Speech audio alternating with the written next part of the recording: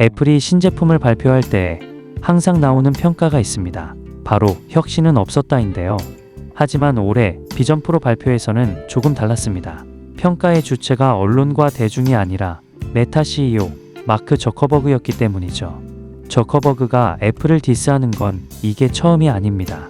이전에도 직원들에게 아이폰 대신 삼성 갤럭시를 쓰라 한 적이 있고, 애플의 과도한 수수료를 비판하기 위해 트위터 CEO 일론 머스크, 스포티파이 CEO 다니엘 에크와 함께 반애플 동맹을 구축하는 등 사사건건 애플을 걸고 넘어지고 있습니다. 저커버그와 애플의 악연은 페이스북 시절로 거슬러 올라가는데요. 그는 왜 이렇게 애플을 싫어하는 걸까요? IT 드림이 알아봤습니다. 마크 저커버그 하면 역시 페이스북이라 할 수 있습니다. 어릴 때부터 프로그래밍에 재능을 보였던 그는 2004년 하버드 기숙사에서 페이스북을 창업합니다. 페이스북은 불특정 타인과 온라인상에서 새로운 인맥을 쌓을 수 있다는 점을 강점으로 내세우며 빠르게 성장했는데요. 그리고 불과 몇 년 만에 가입자 수 6억 명을 달성하고, 저커버그는 2010년 올해의 인물에 선정되기도 하는 등 전 세계 네트워크를 하나로 연결하며 그야말로 SNS 제국을 건설했습니다. 하지만 스마트폰의 등장으로 기반 환경이 PC에서 모바일로 변화하면서 승승장구하던 페이스북에 제동이 걸렸습니다. 모바일 시장은 구글의 안드로이드와 애플의 iOS가 장악하고 있었기 때문이었는데요. 2021년 저커버그는 뜬금없이 회사 이름을 페이스북에서 메타로 바꿉니다. 그리고 많은 사람들이 이런 결정에 의문을 표했죠.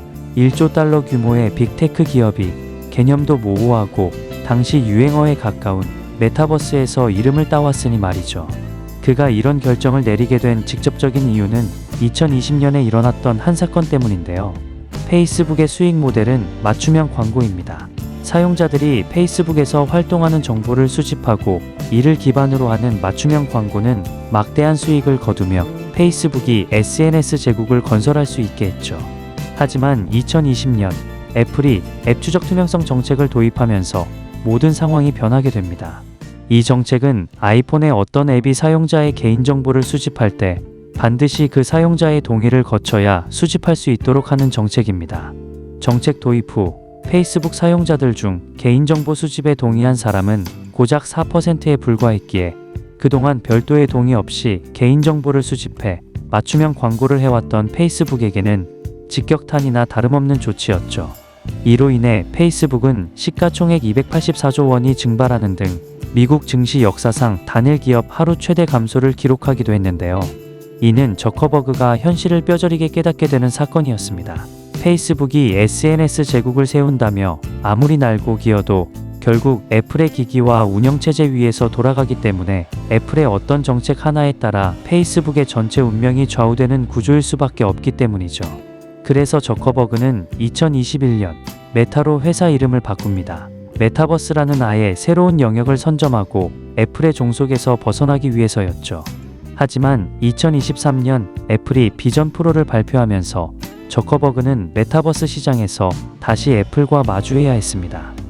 Right, Apple has always, I think focused on building really kind of high-end things, whereas our focus has been on we have a more democratic ethos. We want to build things that are accessible to a wider number of people. On the other hand, a lot of people aren't going to find that to be affordable, and Quest 3 is the best one on the market that I can afford. 저커버그가 애플의 비전 프로에 대해 날선 반응을 보이는 것이 충분히 이해가 가는데요. 메타의 저커버그와 애플의 팀 쿡은 메타버스를 향한 전략도 서로 다릅니다. 저커버그에게 메타버스란 호라이즌 월드라는 가상의 공간에서 아바타를 사용해 다른 사람들과 만나 회의나 게임 등 무언가를 하는 특별한 공간입니다. 반면 애플이 강조하는 것은 일상의 연속입니다.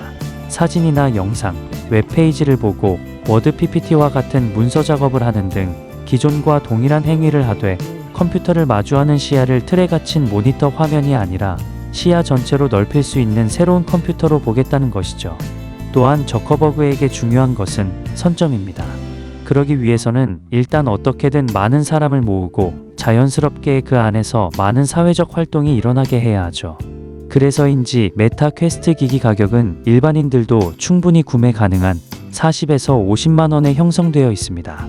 반면 애플은 아이폰, 아이패드, 맥 등 이미 고유한 생태계가 구축되어 있습니다. 그 덕분에 스마트폰 시장에서는 아이폰과 그 외, 태블릿 시장에서는 아이패드와 그 외의 구도를 만들어냈죠.